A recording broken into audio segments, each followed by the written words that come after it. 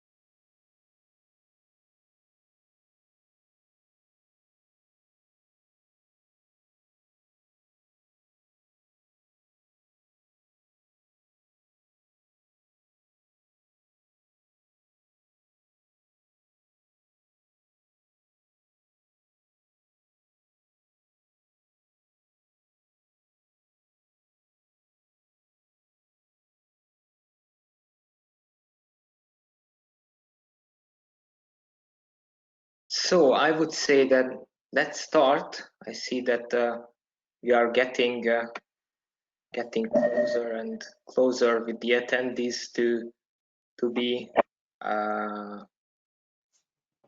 at the registered quantities, I would say. So welcome everyone to our webinar. And just to say some words about us as Prianto, we are focused distributor in very niche technologies for security and IT management, solving problems like as you are joining into this webinar on the VMware side, but we will be discussing today about our compatibility and security, of course, and audit. So this will be the main topic what we will be discussing, and basically how it will be an interesting topic to you. That will be a question to Kev, and he will be the one who will take you down this rabbit hole of how VMware and Runecast is coming together.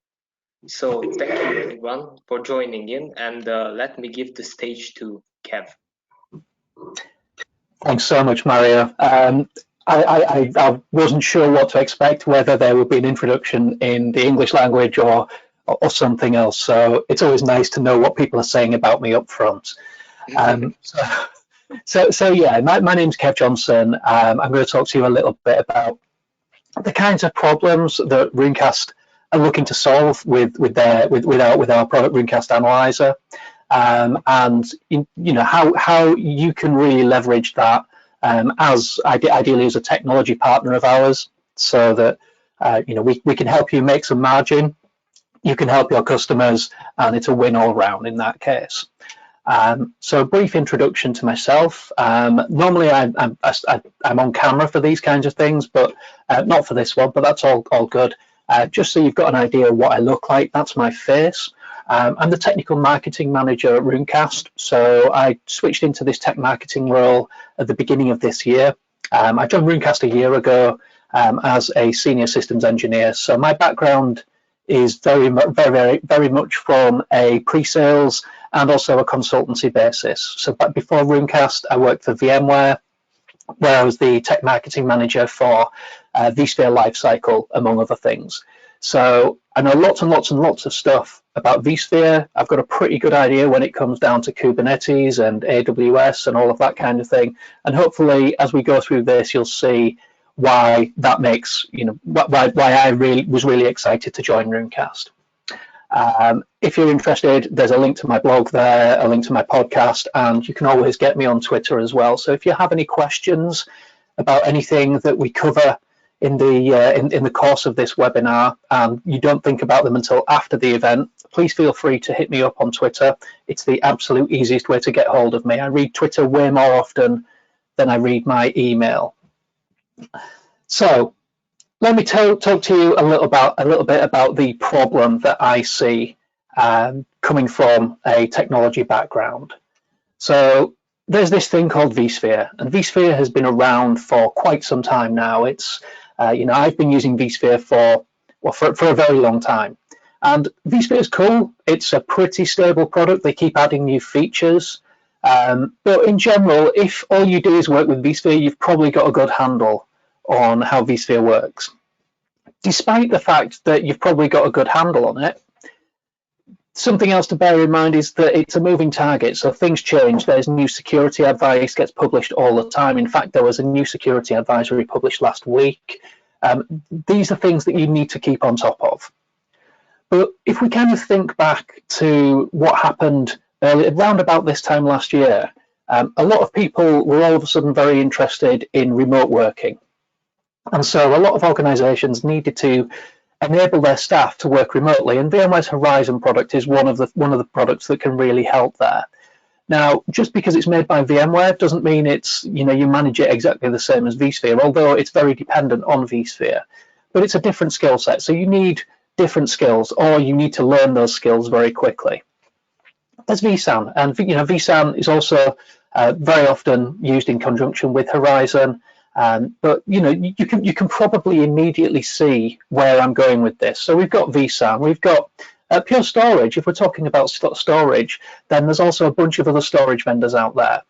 So not everybody is in a position where they want to use Vsan. Vsan isn't a perfect fit for every single use case. So Pure Storage, you've got some great storage arrays, but again, how do you manage these things? How do you know that they've been deployed correctly and that they're still deployed correctly? So we're stacking up layer and layer and layer of technology, and typically it's probably going to be the same bunch of people who manage all of these things. Let's throw NSX into the equation as well. So NSX is obviously VMware's network virtualization platform. And again, it's super awesome. I've done a whole bunch of stuff with NSX in the past. And, especially if you start talking about things like bridging your workloads into the cloud. So if you're looking at that kind of hybrid cloud or multi-cloud dream for the future, then you're probably going to need NSX in your environment there. And that's another set of skills to learn. As we're talking about the cloud, let's put the elephant in the room is Amazon Web Services. So from an Amazon Web Services perspective, the last time I checked, there was maybe a couple of hundred different services available there, and they keep launching new services all of the time. Now, one of the things to bear in mind there is, I know people who work for Amazon Web Services, and they can't keep on top of all of these things. So what help have you? It's a really difficult situation. So again, you've got security to consider, you've got best practices, you've got all kinds of sources of documentation that are out there, but how do you keep across all of those? I'm not sure if this is particularly a thing over there where you are.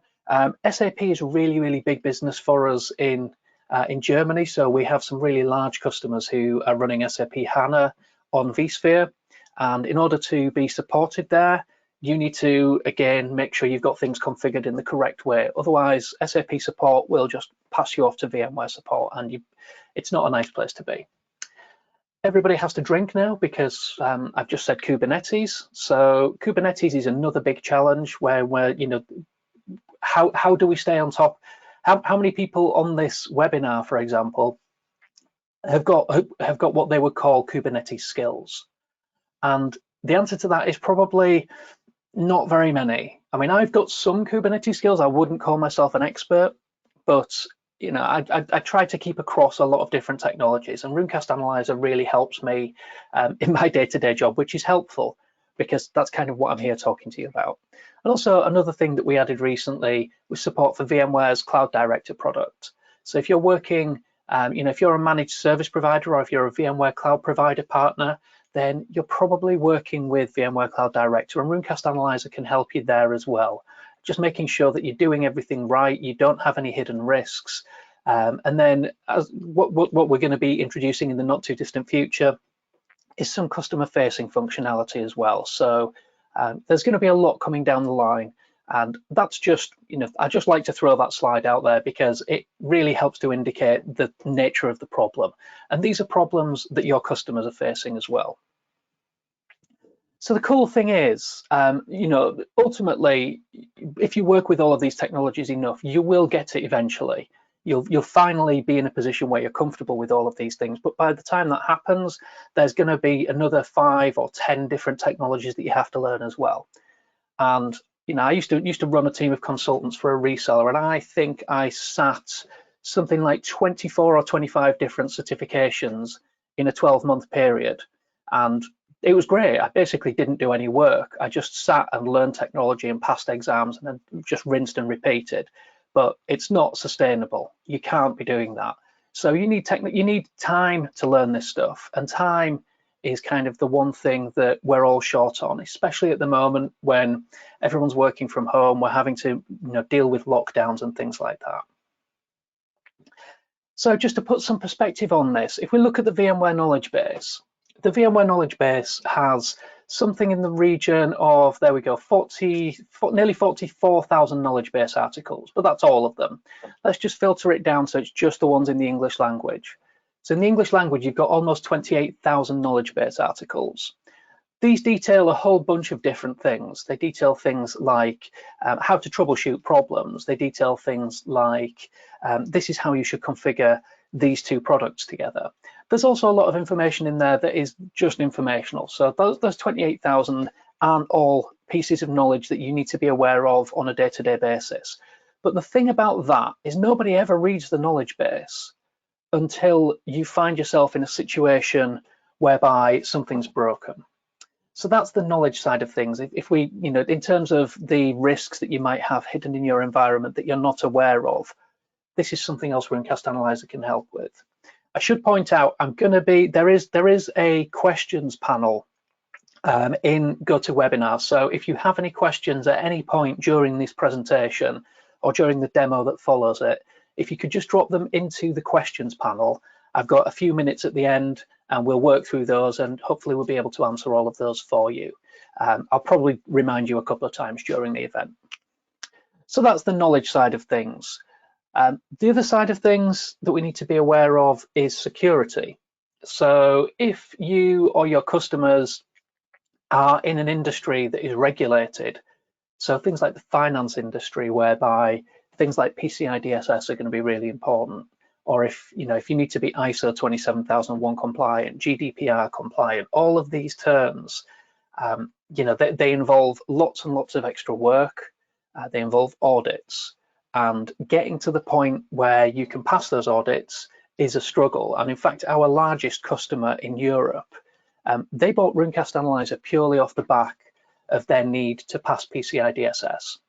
Now, they're running something in the region of 14,000 ESXi hosts.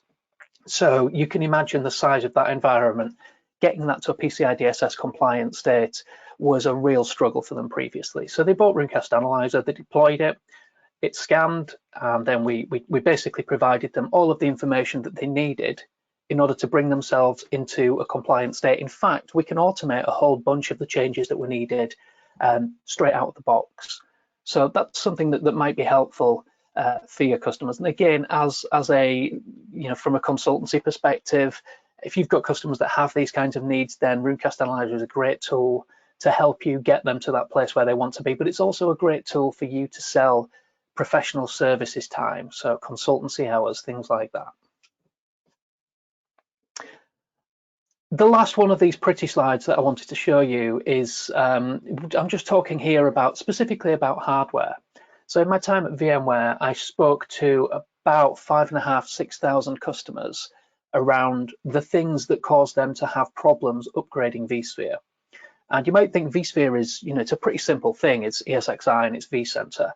But there's also this underpinning hardware compatibility list. So you might install some servers maybe 3 years ago, 4 years ago, you install 5.5 on there, you check them all against the HCL at the time that you buy them. But then, time goes by, you install an update 1, an update 2, update 3, you upgrade to 6, 6.5, 6.7. And, we're at the point now where a lot of organizations are really, really looking seriously at vSphere 7, and vSphere 7 update 1's obviously been out for some time now.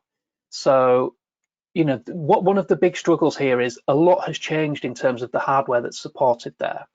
Now, sure, you could go to a customer site and you could get a list of all their servers and you could check them against the HCL, and that would get you about 30 to 40% of the way to the end of the problem.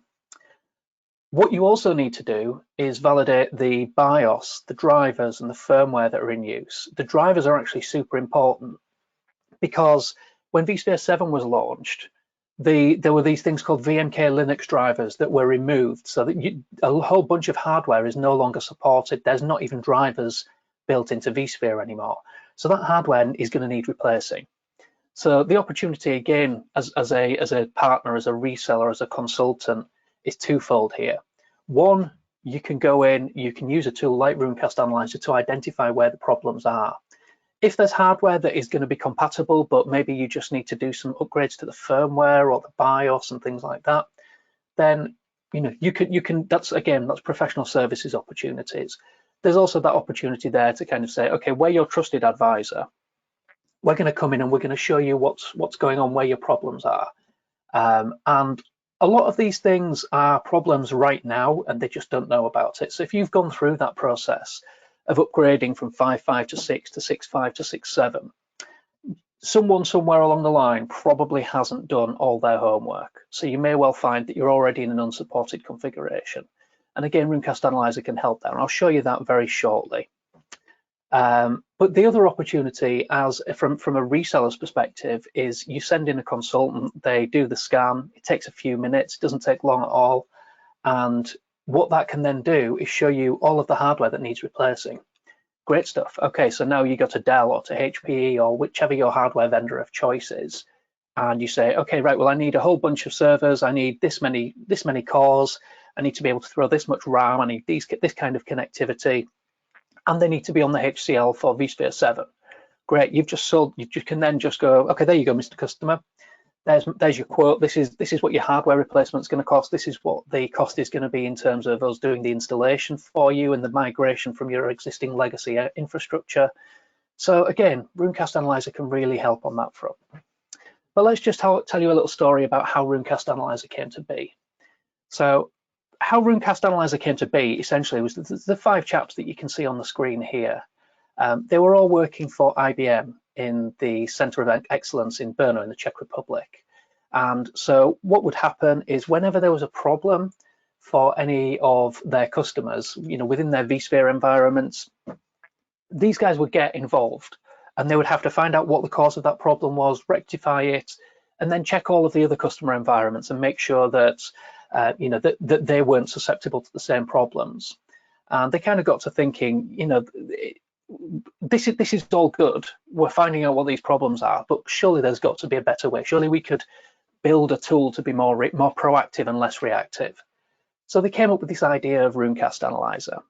And so Runecast Analyzer started off, it was just vSphere, and it just checked against the knowledge base. Again, there's 28,000 knowledge base articles out there in the English language. So nobody's going to read that documentation until they hit a problem. But what they wanted to do was build a tool that would tell you where the risks were so that you could fix those risks, get rid of those risks before they became a problem, before you had an outage. So they built this tool, and it's been extended over a number of years now. So we've been on the market for about 5.5 years, and we now cover vSphere, Vsan, NSX, both NSXV and NSXT. We cover the Horizon products, the AWS, there's a whole bunch of services in there. We cover Kubernetes, wherever that Kubernetes is running, and also VMware Cloud Director. So these are the products we cover right now. There's going to be an announcement at the end of next month about another fairly major product, but I can't talk about this yet. Just be aware that, from a cloud perspective, it's going to be big news. And then we have all of these different sources of data. And just kind of looping back on the folks that started the company, what they discovered was when they did their root cause analysis, 90% of the causes of these problems were already documented. So they already existed in things like best practice guides, in things like the knowledge base.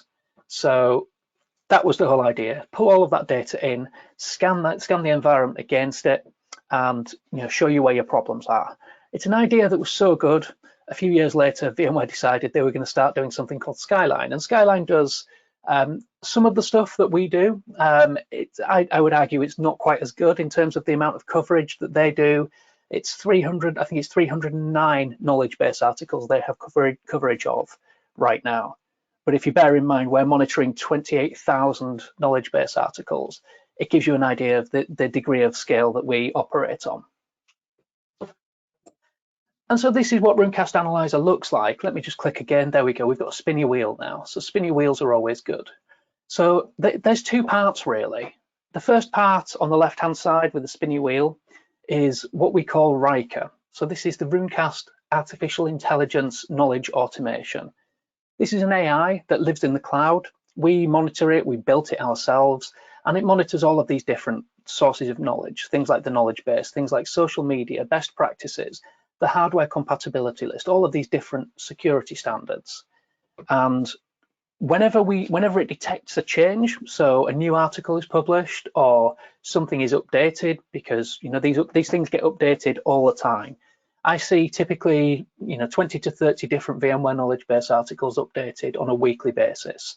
And we generate our updates. The updates come down on a weekly basis as well. So apart from the high security ones, which come out within 24 hours, we push these out on a weekly basis, which is far more often again than the way Skyline works. They do theirs on a monthly basis.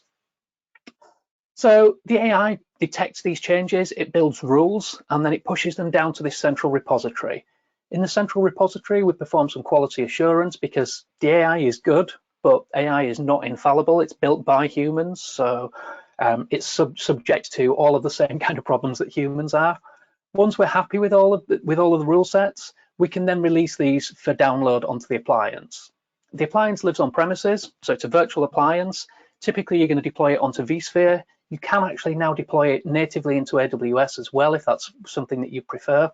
But once we've deployed the appliance, it's very, very lightweight. We point it at all of these different sources of data, things like vCenter servers, NSX Manager, Horizon Connection servers, VMware Cloud Director cells, Kubernetes clusters. Again, Kubernetes wherever it runs, even if it's on GCP or Microsoft Azure or in AWS, we can still support that. And there's a patented rules engine within the appliance as well. We received a patent last year for this. And this is kind of our secret sauce. And the whole idea here is what we want to do is we want to just keep expanding on the products that we check. We're working with a number of different hardware and software vendors to expand our capabilities there. And then the last thing which we recently introduced, you can see on their ServiceNow. So if you've got customers that are using ServiceNow as their IT service management tool of choice, you can connect Runecast Analyzer to ServiceNow, and whenever there's a new finding, it will automatically raise a ticket and it will assign it to the relevant engineering group to resolve. So that's kind of the story of how Runecast Analyzer came to be and what it looks like from a logical perspective. Just a quick reminder here that we are going to have some time at the end for questions. So if any questions do come to mind, please do put them in the questions panel. Just in terms of case studies, because I know it's always really important when you're speaking to your customers that you can say, oh, you know, these people, these businesses are using Runecast Analyzer. So here's just a few. We've got the likes of Chevron, so in the oil and gas field, Fujisoft, Scania, Avast Software, Pure Storage. So not only do we cover Pure Storage, they also use us as well. That's how it came about, actually. They bought Runecast Analyzer for a specific use case, and then they came to us and said, how about, you know, can you do something with our best practices? And we were like, absolutely, we'd love to. And that's kind of where we're trying to work forward, going forward. So again, yeah, Erste, DHX, Verizon, there's lots and lots of them out there. I'm just going to drill into a couple of these. I'm not sure if they're going to be specific to the kinds of organizations you're working with, but in the finance space, one of our big users is the Volksbank. So they're a Dutch banking organization, and they managed to save 75% of their time on troubleshooting and root cause analysis just by deploying Runecast Analyzer, because we can show you where the problems are before you hit the problems, which means you can deal with them as changes rather than having to troubleshoot when the problems occur. And so there we go, nice quote there from Rob van der Helm. There's also a service provider in the UK. So again, if you're working in the VCPP space, or you're looking, you know, if you're doing any kind of managed services, we can definitely help on that front. ONI, they're a pretty small organization. They've got 75 staff, and they managed to get rid of all issues related to VMware. And actually, one of the things that we don't state on here, is ONI are quite unique in their service level agreements. So they have a guarantee of 100% availability. And they've been running this with 5 years since they first deployed Runecast Analyzer. They have never had a period of unavailability that's required them to pay out on that service level agreement. So again, hopefully that gives you some idea as to the power of Runecast Analyzer. I'm just going to pause for a second, grab a mouthful of tea. There we go. How are we doing for time? We've got about 10 minutes, which is a great amount of time to have left. So let's have a look at what Runecast Analyzer looks like. So what we're looking at here is just a lab environment that I've got. And in this lab environment, I've got a whole bunch of stuff that I've deliberately set up badly. And we can see that it's deliberately set up badly because there's a lot of red in here. We've also turned on all of our different security compliance checks. So if we have a look here, in fact, let's just walk you through the stuff that we're connected to. So we've got 3 vCenter servers. We've got an NSX-V environment. We've got an NSX-T environment. We've got VMware Cloud Director there. That states early access because we're in our phase 1 deployment. Phase 2 will be coming very soon with a bunch of extra capabilities there. Horizon, so we've got Horizon Connection Server, an AWS account, and also a Kubernetes cluster. So all of these things we can connect to and we can provide advice on. We run a scan. Typically, those scans are going to happen in the early hours of the morning. So our recommendation is usually once a day at 2 a.m. There's not really any massive load generated on the target environments when we run those scans because we're just pulling their APIs for details. We're not, you know, it's not like we're constantly polling for performance data or anything like that. Then if we have a look at the log analysis, we can pull data from syslog on the ESXi hosts, and that can help provide a bunch of data that we can't get from our pure configuration analysis. And then the knowledge profiles is where it tends to get interesting. So these are all of the different security standards we've got right now. As I mentioned earlier, we do keep adding new standards all the time. And then we've got the best practices for SAP HANA. And we also have this thing called custom profiles. And custom profiles was a thing that we were asked to develop by, I forget exactly which customer it was, but what they were looking for was they needed to be compliant with DISA STIG, but they also had a whole bunch of internal security standards that they needed to be able to report on as well. So we looked at how we could help them with that. And the way we decided would be best is if we had a look at the definitions database. So this is all of the data we've got within Runecast Analyzer. These are all of the different checks we've got. And we can see here, we've got 3,077 checks in this appliance right now. So there's a pretty good chance that anything you need to check for, there's already a check that exists. So what we can do is, let's just pick a random one. Let's pick the first 100, and then we'll just scroll down a bit, and that one will do. So here we've got a VMware security advisory about the OpenSLP remote code execution vulnerability. So this one came out last year. It was towards the end of last year. In fact, there we go. It came out on the 20th there of October. So this might be a check that we're interested in. It could be anything really. We could pick any one of the checks that we've got, but all we have to do is come to the custom profiles, copy the issue to our profile, select a profile. We can then customize the severity, we can customize the title and add any notes that we're interested in. And we copy that issue to our custom profile. And now every time an analysis runs, we're also going to check our environment against that specific check, even if in this case, it's a KB article, even if that wasn't relevant to the specific standards we're working on. What we can see from here in the dashboard is that, oh, no, what's going on there? There we go. Is that we break down the number of issues that we can see across the environment. We've got one issue that's coming from syslog, 141 critical issues, all of these different things. We've got the details of every scan that takes place, and this is one of the reasons why we recommend that you perform that scan maybe once a day is a really good, because it enables you to build up some really rich data as to what's going on. And if your auditors come to you and say, okay, right, we can see that you were PCI DSS compliant on the day that we ran the audit. However, we'd be interested to see what your compliance status was for the rest of the year. And it's really, really powerful to be able to show your auditors, to be able to show your customers that instead of this idea of a once a year check, you're checking every single day. And you're doing this all in an automated fashion, so you can see where your problems are and you can rectify them. What I will do, just show you down here. So as an example, in terms of the number of checks that we're performing, so this vCenter 6.7 environment is a very small environment. We can see we have 6 ESXi hosts, 26 virtual machines, 2 data centers, 6 data stores. There's really, my home lab is bigger than this. Despite that, every time the analysis takes place, we're performing 60,237 checks there. And that number keeps going up. And just to give you some ideas to how long that check takes, I'm just going to trigger it for that one specific environment now. And this should take about a minute. So it's performing 60,000 checks in less than a minute. And we'll see how long that takes in a moment. So 12:32 is when we started that. I'm just going to move on to the all issues view while that runs through. And the all issues view is where we can see all of the problems that we've got in the environment, whether they are based on security profiles, whether they're based on the VMware knowledge base, whether they're based on entries that we've seen coming in from the logs. And we can see we have these dots. Every single set of dots here is a scan that's taken place.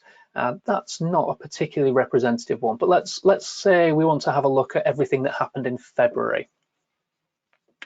So in February, what we'll get here is, there we go. We can see we had we were really close to our desired state, our compliance target. And then at this point here on the 24th of February, at 3 o'clock in the morning, all of a sudden we have a significant increase in the number of findings. And here's the details of every single thing that changed. And we can see there, in fact, there we go. It's just going to reload the page now. We can see that the previous scan is now completed. So yeah, it was within a minute. But yeah, we can see everything that's gone on, and we can compare them with previous results as well. But if we have a look specifically here at the kinds of things that we're finding, so the top one is a risk of a purple screen of death. Now, what we might want to do is have a look and show where our exposure is to that particular purple screen of death. And we can see it's these specific ESXi hosts, and then we can go back to the details and see what do we need to do to resolve it. Up at the top here, it says, yeah, you need to install this specific patch, and that will remove that risk for you. And all of this is happening ideally before the purple screen of death hits. But it could be anything. It could be a security issue. It could be something that's going to cause bad performance. lots and lots of different things we can see there. We also have an inventory view, and then from here what I'm going to do is I'm going to skip through a couple of things because we're going to run out of time, but the inventory view can be really, really helpful, especially when, so for example, last week there was a VMware security advisory published, and I mentioned we get these published out to our customers within 24 hours. So I happen to know that that specific VMware security advisory was VMSA 2021-0002. Now, when I was at VMware, one of the questions that used to come up all the time was, what's my exposure? Well, here we can see very quickly, okay, here's our exposure. We've got one problem specifically at the vCenter level, and this is what we need to do in order to rectify it. And then if we drill down a little bit, we can see we also have 3 problems at the host level. And these are the things we need to do to rectify it at the host level as well. So there's lots of reporting capabilities, but having visibility into what's going on can be really, really, really helpful. I'll show you one more thing, and then we'll look to start wrapping up. Mario's just asked me if I can expand on the AWS functionalities, and I can absolutely do that. Let me first show you the hardware compatibility checks. So from a hardware compatibility side of things, as I mentioned earlier, what we've got is you deploy these servers and then they get upgraded and upgraded and upgraded, and nobody really checks these things like firmware upgrades. Firmware rarely gets upgraded in most organizations. So what we can see here, we're connected to 3 separate vCenter servers. It could be 20 vCenter servers if you had a particularly large customer environment. And we can see this specific ESXi host has got a problem. So it's a PowerEdge R730, so they're great little workhorse servers. It's compatible with this version of ESXi, but the BIOS is not supported. We look down here, we can see this is a list of all of the supported BIOSes. 280 is not listed. We actually need to downgrade that BIOS. We do the same thing for I/O devices, so things like network cards, host bus adapters. And we can see here, for example, this Dell H710P Mini, it's running this 691020 driver. So that is a supported driver. So we're all right from that perspective. But if we look over here, we can see that that version of the driver requires a minimum firmware of 21.3.4. So 21.3.4 is obviously higher than 21.2.5, so we need to upgrade that firmware, and then we're in a good place for that. We also do the same thing for Vsan. So if you're doing anything with Vsan, you'll be aware that the Vsan hardware compatibility list is much more stringent, it's much stricter. So we can see here we're running this specific driver 2030, which is a supported driver. We're also running firmware 688, which is a supported firmware, but they're not supported together. So that means it's not a supported configuration. We need to either upgrade the driver or downgrade the firmware.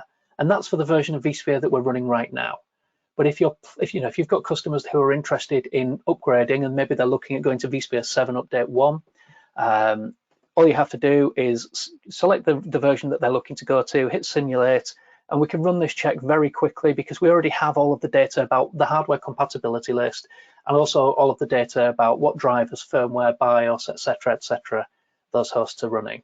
So we can highlight these things. This Dell 271 BIOS is not supported for vSphere 7 update 1. We'd need to go to maybe 2.11 is the latest. And the same thing for I/O devices. There we go. Needs 21.3.5 firmware. We're running 21.3.5. We need to upgrade to 23.1.4. And it's the same deal with Vsan as well. So hopefully that gives you some idea as to how that could really help organizations, and both, gives you 2 potential revenue streams there. As Mario said, if you have any questions, please do type them in and we'll get to them in maybe 2 minutes time. I'm conscious that it's almost lunchtime for me here, so that probably means I'm eating into your lunch right now, so I'll wrap things up as quickly as I can. So one of the things that I did want to highlight here was the specific functionality we have around Amazon Web Services. So yeah, we're not going to see that there. If we go to the dashboard, if I switch to the AWS dashboard, we can see these are the issues that we've got, by severity, the different knowledge profiles that we've got applied, the best practices adoption, all of this stuff. And we can also see down here where in the world these resources or these, all of these different services are running. So we can see a lot of them are running in EU Frankfurt, and this is where we've got 352 problems. And then we break down, how those numbers are calculated. So And we've got 26 user accounts that have got problems from an IAM perspective. And again, if we go to the all issues view, while we're in this context, we can see that we've got things like best practices here, that we've got firewall policies that aren't configured well. We've got specific things for GDPR. So if you've got GDPR compliance requirements, we can see that all of these different S3 buckets are configured to allow connectivity via HTTP, which would be a GDPR failure. So there's many different ways that we can look at this. The other way to look at this is from the inventory perspective. So AWS accounts obviously consist of a whole bunch of different things. So we break these out. We can see we've got our EC2 instances and where they're running in the world. Our CloudFront distributions, which show you, these are the problems we've got on CloudFront. We're not logging CloudFront. We don't have field level encryption enabled. And again, we can see this is what we should do. We always have all of the documentation in the product. You don't need an internet connection to use this. But you can take it from there and fix all of these problems, things like Kinesis, identity and access management, Lambda, relational database services. All of these things are in here. I should probably wrap up the demo at this point, so let's just flip back, and I'm going to then ask if we have any questions. We don't appear to have any questions as yet, but I'll give you a couple of minutes, and I'll drink a little bit of tea just to give you some time to type if you have any ideas or thoughts or any questions about the partnering or anything like that. I'll try my best to answer them. I'm a technical person rather than a commercial person, but I probably have some of the answers. But of course, from a commercial point of view, we can also help, because we have Thomas. The team. Yes, we have Thomas here who can help from that point of view. So we are welcoming any kind of questions around these topics. It can be technical, it can be commercial question. I know that we gone very deep in the rabbit hole, if you can say it so, but from the point of view of technical, for the technical stuff, it has, I believe, very good that going that deep. So we have here one question. How do you compare your product to Cisco Intersite? That's a really good question. I'll be honest, Cisco Intersite is not something I've a massive amount of experience with, but if it's anything like all of the other Cisco products, it only works with Cisco products. So I don't know if that's the case or not. Maybe I need to do some Googling on that. That's not a question we come across a lot. Are you able to elaborate on what Intersite does, Mario?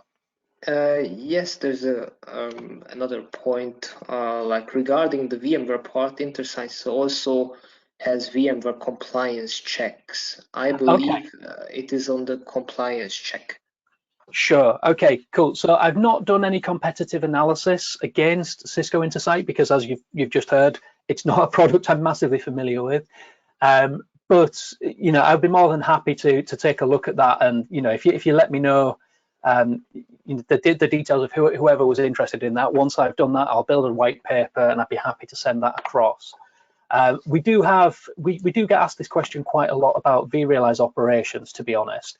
So typically, that's the question that we get asked a lot: is how do you compare against Vrealize Operations? And obviously, Vrealize Operations has a compliance play as well. And while we can always talk about the numbers of checks that we're performing, and incidentally, yeah, we do perform more checks, we're more thorough in terms of the ways that we're building these checks.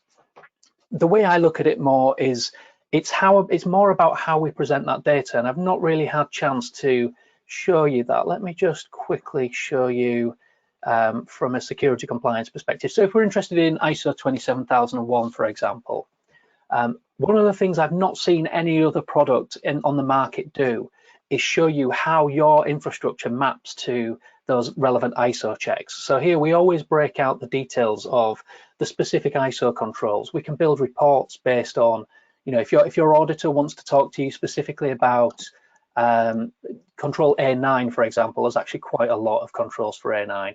We can see where we're passing, where we're failing immediately. We can build a report, and then we can, oh, no, I didn't want to do that. Let's go back to that. Where were we? ISO 27001.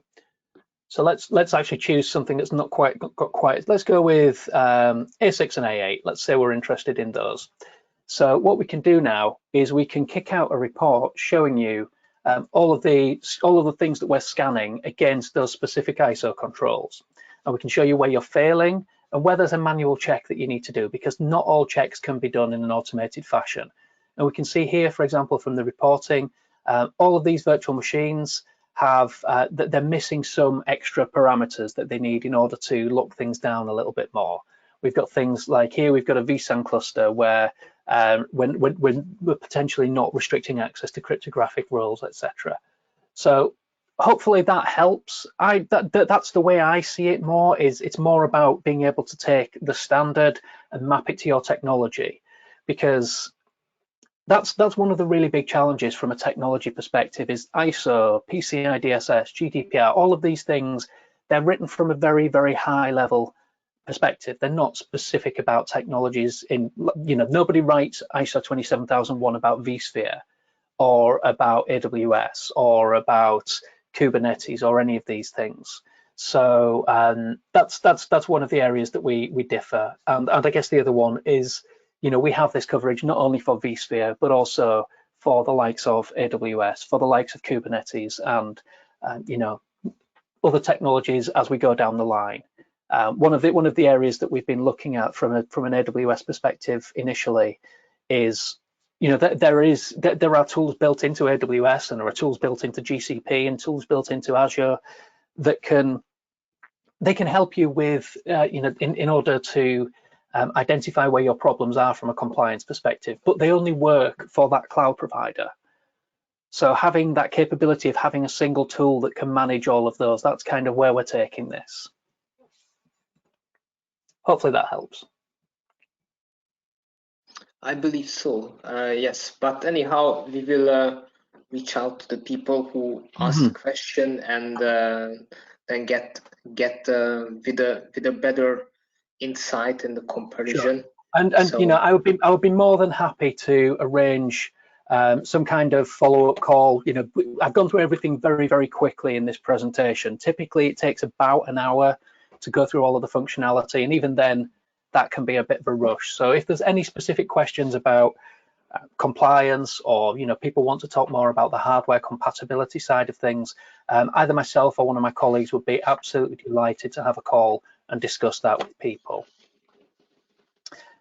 Any other questions?